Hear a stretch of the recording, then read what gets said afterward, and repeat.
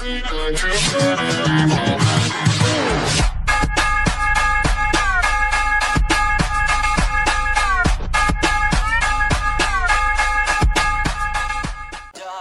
Максим, можно хотя бы открыть, что там внутри?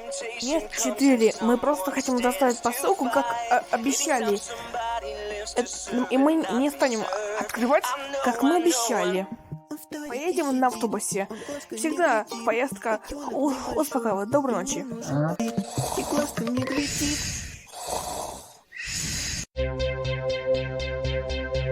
Что случилось? Где я? Что я за лес? Что?